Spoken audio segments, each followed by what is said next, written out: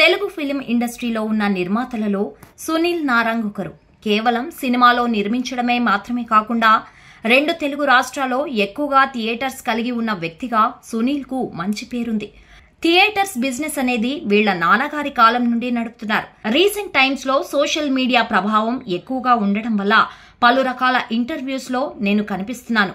ముఖ్యంగా చాలా మంది హీరోలతో కలిసి ఏషియన్ థియేటర్స్ ను ప్రారంభిస్తున్నాను. ఇప్పటికే మహేష్ బాబు, అల్లు అర్జున్ వంటి స్టార్ హీరోలు సైతం ఈయనతో చేతులు కలిపి థియేటర్లను నిర్మించారు. ఇక ప్రస్తుతం ఈయన నిర్మాతగా శేఖర్ కమ్ముల దర్శకత్వంలో కుబేరా అనే సినిమా వస్తోంది. Telangana film chamber of commerce కు అధ్యక్షుడిగా ఎన్నికైన 24 గంటల్లోనే సునీల్ నారంగ్ ఆ పదవికి రాజీనామా చేశారు. ఇటీవల ఛాంబర్ ఆఫ్ కామర్స్ కొత్త కార్యవర్గం ఏర్పాటు చేసిన విలేకరుల సమావేశంలో సెక్రటరీ శ్రీధర్ చేసిన వ్యాఖ్యలు సునీల్ నారంగ్ కు ఇబ్బందుల్లో పెట్టాయి.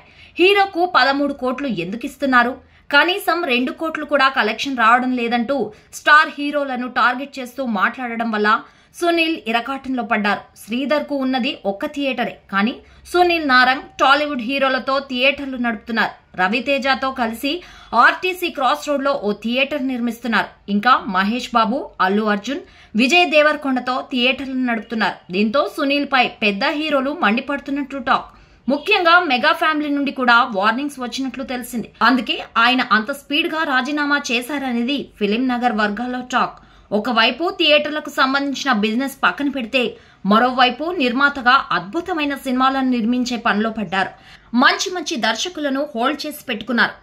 ఇప్పటికే శేఖర్ కమ్ములతో 2 సినిమాలు నిర్మించిన నారంగ్ 3వ సినిమాని కూడా చేయాలని సిద్ధమయ్యారు. అలానే 96వ సినిమాతో సెన్సేషన్ క్రియేట్ చేసిన సి ప్రేమ్ కుమార్ కూడా ఈయన నిర్మాణంలో సినిమా చేయనున్నట్లు రీసెంట్ గా ఇచ్చిన ఒక ప్రెస్ మీట్ లో అనౌన్స్ చేశారు.